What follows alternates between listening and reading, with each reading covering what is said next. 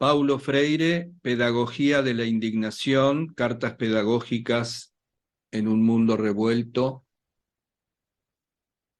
Tercera carta. Del asesinato de Galdino Jesús dos Santos, indio Patalló. Epígrafe en negrita. Qué cosa extraña divertirse matando a un indio, matando gente. Inmerso en el abismo de una profunda perplejidad, espantado por la perversidad intolerable de esos jóvenes despersonalizados, me pongo a pensar en el ambiente donde decrecieron en lugar de crecer. 5 adolescentes mataron hoy bárbaramente a un indio Patalló que dormía apacible en una estación de ómnibus en Brasilia. Dijeron a la policía que estaban divirtiéndose. Qué cosa extraña. Se divertían matando. Prendieron fuego al cuerpo del indio como quien quema una cosa inútil, un trapo que ya no sirve. Para su crueldad y su gusto por la muerte, el indio no era un tú o un él. Era eso, esa cosa que está allí, una especie de sombra inferior en el mundo, inferior e incómoda, incómoda y ofensiva. Es posible que durante su infancia esos malvados adolescentes hayan jugado felices y risueños a estrangular pollitos o hayan prendido fuego a la cola de los gatos imperturbables solo para verlos dar saltos y oír sus maullidos desesperados, y que se divirtieran también desmigajando pimpollos de rosa en los jardines públicos, con el mismo desparpajo con que rayaban la madera de los pupitres de su escuela. Y todo ello con la probable complacencia, cuando no con el estímulo irresponsable de sus padres. Qué cosa extraña divertirse matando a un indio, matando gente. Inmerso en el abismo de una profunda perplejidad, espantado por la perversidad intolerable de esos jóvenes despersonalizados, me pongo a pensar en el ambiente donde decrecieron en lugar de crecer. Pienso en sus casas, en su clase social, en su barrio, en su escuela. Pienso, entre muchas otras cosas, en el ejemplo que les dieron acerca de pensar y de cómo hacerlo, en la posición que ocupan el pobre, el mendigo, el negro, la mujer, el campesino, el obrero, el indio, en este modo de pensar. Pienso en la mentalidad materialista de apoderarse y sentirse dueño de las cosas, en el desprecio por la decencia, en la fijación en el placer, en el menosprecio por las cosas del espíritu, consideradas de menor o de ningún valor. Adivino el refuerzo de este pensamiento en muchos momentos de la experiencia escolar en la que el indio continúa menospreciado. Registro el todopoderosismo de sus libertades, exentas de todo límite, libertades que se convierten en licenciosidad cuando se burlan de todo y de todos. Imagino la importancia del vivir fácil para su escala de valores, donde la ética por excelencia, la que rige las relaciones en el día a día de las personas, habrá estado ausente casi por completo. En su lugar, la ética del mercado, del lucro. Las personas que valen por el dinero que ganan cada mes. El acatamiento al otro, el respeto al más débil, la veneración de la vida no solo humana, sino vegetal y animal, el cuidado de las cosas, el gusto por la belleza, la valoración de los sentimientos, todo reducido a ninguna o casi ninguna importancia. Si bien nada de eso, a mi juicio, reduce la responsabilidad de esos agentes de la crueldad, el hecho en sí de esta trágica transgresión de la ética nos advierte que debemos asumir con urgencia el deber de luchar por los principios éticos más fundamentales, como el respeto a la vida de los seres humanos, a la vida de los otros animales, a la vida de los pájaros, a la vida de los ríos y de los bosques.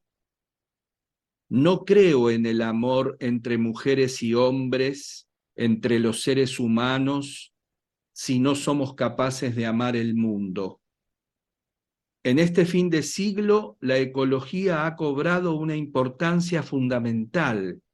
Debe estar presente en cualquier práctica educativa de carácter radical, crítico y liberador.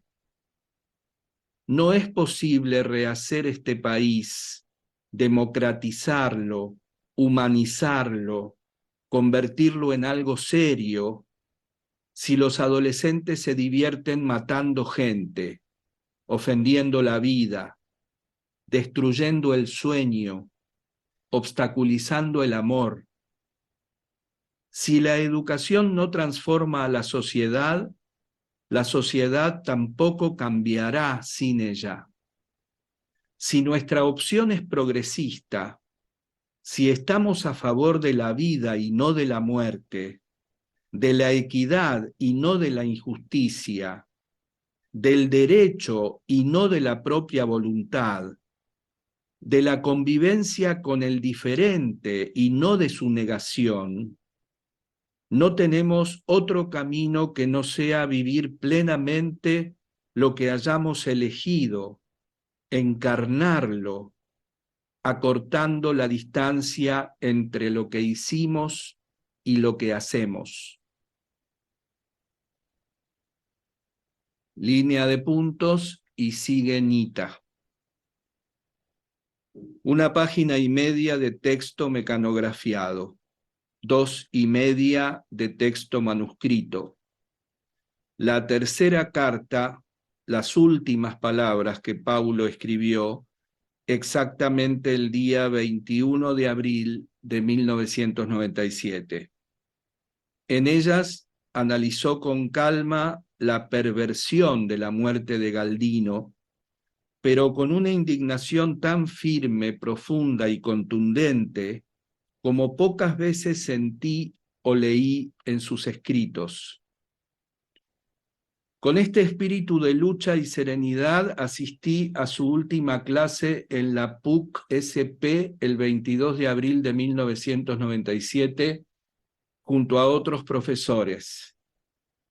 Al terminar la clase, cuando salíamos todos y todas hacia la sala de los profesores, recuerdo que estaba cansado, pero se dirigía feliz a arreglar los últimos detalles del viaje que haríamos a Portugal y a España, luego del que emprenderíamos la primera semana de mayo a Cuba. Habríamos ido nosotros dos, acompañados por un grupo de alumnos y profesores del programa de posgraduación de la PUC-SP, donde Paulo daba clases, con la finalidad de hacer un seminario en esos países de Europa y recibir él otros 3 títulos de doctor honoris causa.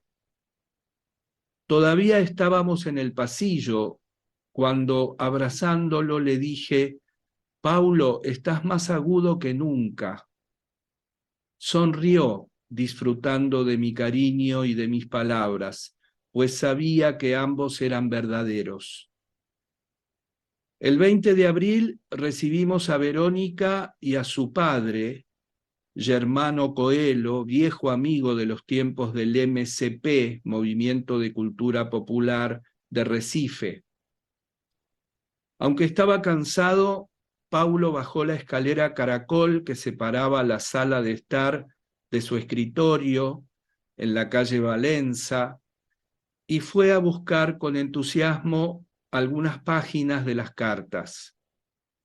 Las leyó pausadamente para las visitas, mientras yo lo acompañaba desde lejos preparando la merienda al final de la tarde del domingo. Paulo mostraba su alegría desbordante al leer en voz alta los pasajes que había escrito sobre la marcha del MST, y también su indignación al leer algunos borradores que había hecho ese mismo día sobre el atentado criminal contra Galdino.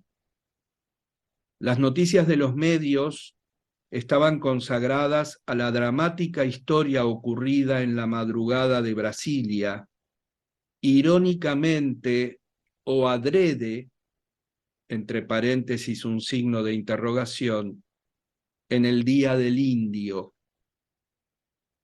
Un domingo de sol en mi casa de campo, el último día que estuvimos allí.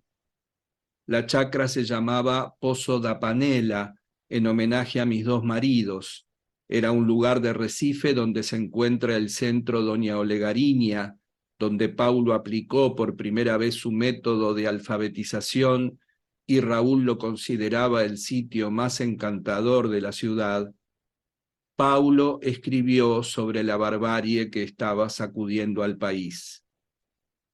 El título de esta tercera carta, según aparece en sus propios borradores, era de la tolerancia, una de las cualidades esenciales de la vida democrática. El día 21, cuando nos enteramos de que nuestro indio Patalló no había podido resistir el dolor inefable de su cuerpo en llamas, Paulo escribió estas palabras postreras, más contundentes todavía y llenas de indignación. Si bien nuestras visitas de ese día 20 no pudieron escuchar la tercera carta en su versión definitiva, fueron sin duda las últimas personas que tuvieron el privilegio de conocer detalles y de oír en la propia voz del autor algunos pasajes de ese libro inacabado. Sobre todo fueron testigos de la energía que brotaba de su indignación y de su amor, del entusiasmo por trabajar y participar críticamente en la vida de su país, y de las ganas de vivir que Paulo se llevó consigo en la madrugada del 2 de mayo de 1997.